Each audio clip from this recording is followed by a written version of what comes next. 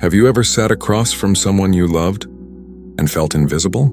Not because you weren't speaking, not because you weren't giving, but because deep down, you knew something they didn't, that no matter how much you showed up, it still wasn't enough. And not because you lacked something, but because you didn't yet understand how the world sees men who do not understand themselves. This isn't just another video about relationships.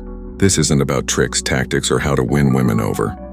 This is about something much deeper, something ancient, something inconvenient, something they'd rather you never understand. Because once you do, you change. And not in a manipulative way. You don't become colder, you become calmer. You stop chasing and they start noticing. See, there's a reason this video is titled "Women Don't Want You to Find This," because it threatens the system. The assumptions, the unspoken dynamic where most men are trained from birth to seek approval, to be good boys, to please, to prove themselves worthy of being chosen. But what if I told you, the moment you stop trying to be chosen is the moment they start choosing you? This is where Stoicism enters, not as a cold philosophy, but as a way of reclaiming your soul in a world that tries to sell it back to you, one compliment, one validation, one swipe at a time. But let me take you back to where it all started for me. The breakup that started it all. I remember the silence more than the words. She sat across from me, coffee untouched, eyes distant.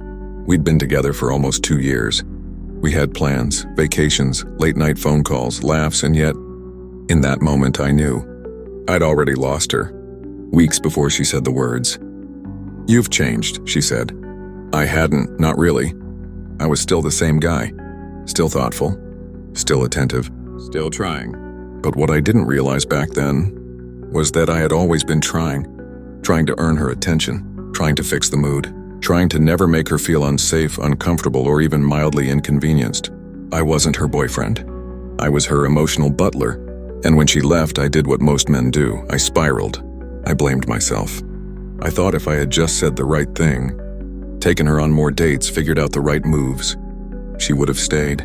But that night, broken and angry, I found something that would change my life. A quote from Marcus Aurelius, a Roman emperor who ruled not with ego, but with immense inner strength. You have power over your mind, not outside events. Realize this and you will find strength. Something in me cracked. No, not cracked, opened. The lie they sell you. From the time you're a boy, you're taught to earn love, get good grades. Be polite, be nice. Don't rock the boat. Show her how much you care. Apologize when you didn't even do anything wrong. Put her needs before yours because that's what a good man does. But here's the twist.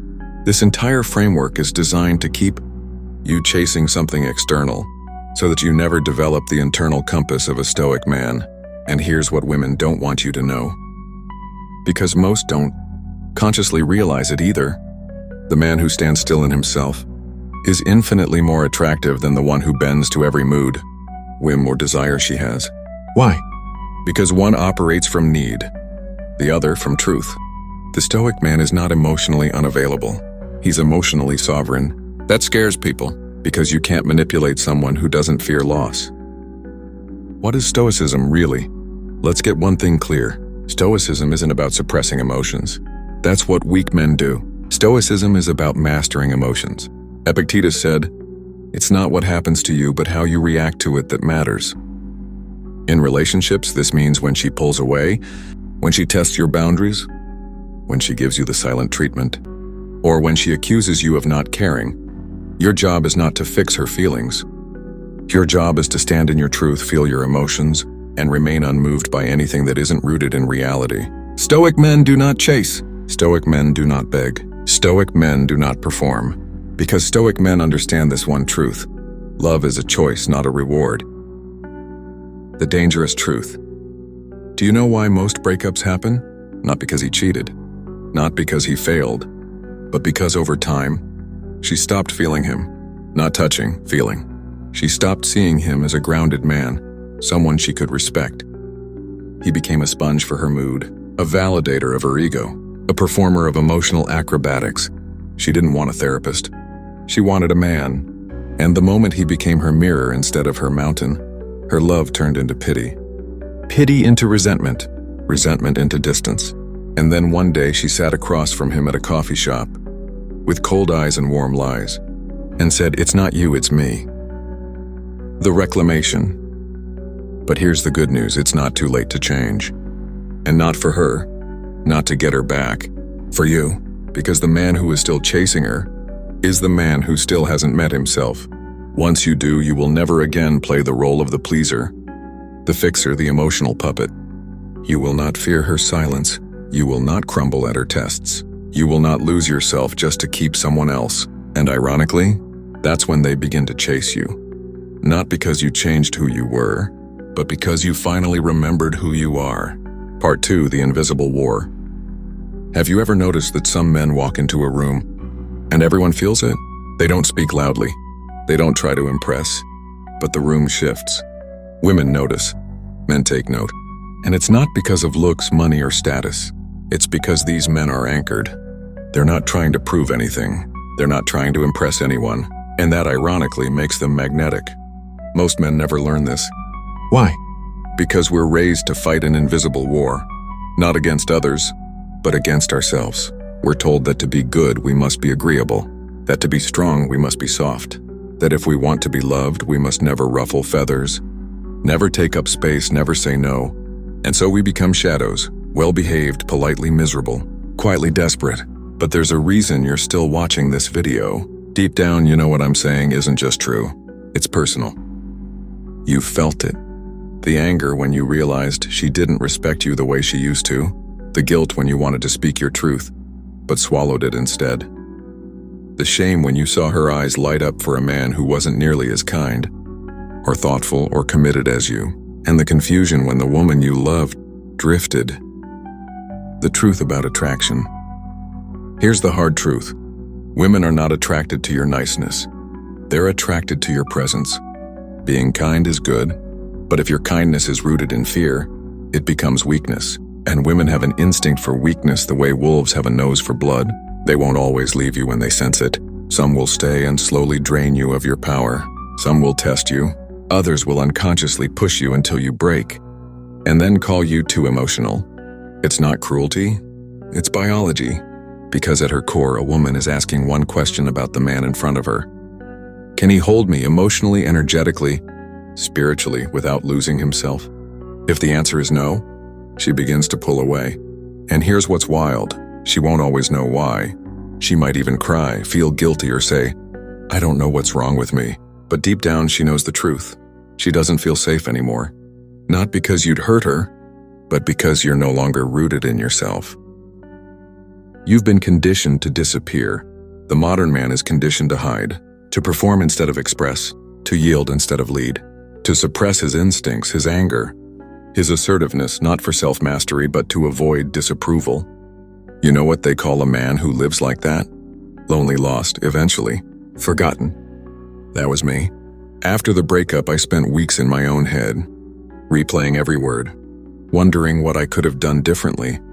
I even texted her some long apology about how I should have been more attentive, more emotionally present, more in tune. She didn't reply. But do you know what did reply? That same quote from Marcus Aurelius echoing in my soul. You have power over your mind, not outside events. Realize this and you will find strength. I realized I'd spent years trying to control things that were never mine to control. Her moods, her choices, her feelings. But never once had I stopped to control the only thing that mattered, myself. The Stoic shift. Stoicism is not about being cold or emotionally distant. That's a common myth. True Stoicism is about emotional discipline, about stepping out of the chaos of neediness, drama, and self-doubt and into the stillness of clarity. Seneca wrote, "We suffer more in imagination than in reality." And that's what most men do. We imagine disaster. We imagine she's pulling away. We imagine she's already with someone else. And so we act from fear, not wisdom. But Stoicism teaches us this. What if she is pulling away? So what? The real question is, are you still the kind of man who lives in alignment with himself, regardless of who comes and who goes? Because when you are, that's when attraction becomes effortless. Not because you're playing games, but because you're no longer trying to be chosen. From need to presence, there's a moment in every man's life when he must stop asking, "Does she love me?" and start asking, Do I respect myself in how I love her? That's the Stoic frame. A man of presence does not chase. He invites. He does not beg, he offers. He does not argue. He states truth and lets the rest fall away. Because he knows that if she walks away from truth, she was never his to begin with. The man she cannot resist is the man who does not need her. He may want her. He may cherish her, but he will never trade his soul for her affection. The reclamation begins with silence. Do this tonight, turn off your phone. No music, no distractions. Sit with yourself. Ask, what am I afraid to lose? And then ask, what if I lost it and became even stronger? This is where Stoicism begins, not with answers, but with questions. The world will tell you to keep chasing, to text her, to prove you're good enough, but the Stoic man waits, not as a tactic, but as a truth. He knows that silence reveals more than noise ever could. Part 3. Her tests are your training. Let me tell you a story. I was dating someone new after that brutal breakup. She was beautiful, intelligent, quick-witted, and fiery. The kind of woman who could light up a room and walk away without looking back. One evening, we were out at dinner. Nothing major happened. Just one of those small, subtle moments that most men ignore, until it destroys them. She made a sharp comment. Something dismissive like, I don't know, you're too serious sometimes. It was a test. I didn't see it then. I laughed nervously. Tried to joke it off. Tried to be agreeable. I thought I passed. She never looked at me the same after that.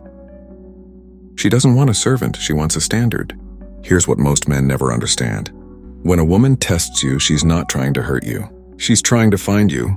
She wants to know, are you still there? The real you, not the polished version, not the peacemaker, not the agreeable anything you say shadow of a man. She wants to know, do you have a backbone? Or are you made of paper? The modern man is terrified of conflict, especially with women, so he avoids it, tiptoes around it, gives in, and every time he gives in to avoid discomfort, he trades a piece of his masculine core for momentary peace. But what you don't realize is that every time you fold, every time you defer, every time you let it go when you should have stood firm, something in her shrinks. Her trust, her attraction, her fire, and one day, you'll sit across from her and feel that cold silence you felt before. Only this time it's not confusion, it's confirmation. You failed the test, not because you got the answer wrong, but because you didn't even show up to the exam. Stoicism isn't silence, it's strength. Let's be clear. Stoicism is not about letting people walk all over you and pretending you're above it. That's repression. And repression always leaks out somewhere through resentment, passive aggression, or emotional collapse. Stoicism is about choosing how and when to respond, with clarity, not chaos. Imagine this. She raises her voice. She accuses. She throws emotional fire. The non-Stoic man tries to fix it, panics, apologizes for things he didn't do, scrambles for peace. The Stoic man, he listens fully, silently, and then when she's finished, he speaks. Calmly, clearly, with conviction. You're allowed to feel how you feel, but I won't let you speak to me like that. Not cruel, not cold, certain. That kind of man. Unforgettable. Because whether she stays or walks, he does not flinch. You cannot lead if you are led by emotion. Here's something no one will tell you in modern society. If your woman is leading the emotional tone of the relationship, she's already halfway out the door. And you think it's your job to keep her happy, but it's not. It's your job to lead the emotional climate of the relationship with grounded presence and truth. That means you don't mirror her moods. You don't apologize for being yourself. You don't placate, you lead. And when I say lead, I don't mean control. I mean presence, energy, direction. A woman doesn't want to be the captain, not because she's not capable, but because when she's in love, she wants to relax into her feminine. But she can't if she senses you're always trying to adjust to her. She needs to feel this man does not crumble under my storms. That's when trust deepens. That's when desire returns. That's when love becomes real. Stop proving, start embodying. Have you noticed how much energy you've spent proving you're good enough? Texting first, saying the right things, planning thoughtful dates, explaining your intentions, apologizing for not being who she wanted you to be. But has it worked? Did it make her love you more? Respect you more? Or did it make her feel like you were seeking her approval? Now ask yourself, what if I stopped proving and started embodying? What does that mean? It means you stop performing, and you become the man who speaks with clarity, not for validation, acts with intention, not for praise, loves fully but never at the cost of his soul. A man like that is rare. That's why women chase him when they find him. Not because he's playing games, but because he finally stopped playing himself. You were never supposed to be loved for your sacrifice. Let that sink in. You've been taught to sacrifice your needs, your standards, your time, thinking that would make you worthy of love. It won't. Because love that is won through sacrifice is not love. It's a transaction. Stoic love isn't transactional. It's truthful. It says, "This is who I am. I do not need you to complete me, but I would walk beside you if you are walking in the same direction. And if she isn't, you do not chase. You do not plead. You do not shrink. You let her go, not with bitterness, but with calm, quiet strength. Because your worth is not up for negotiation. Not anymore. With that said, thanks for watching, and until next time.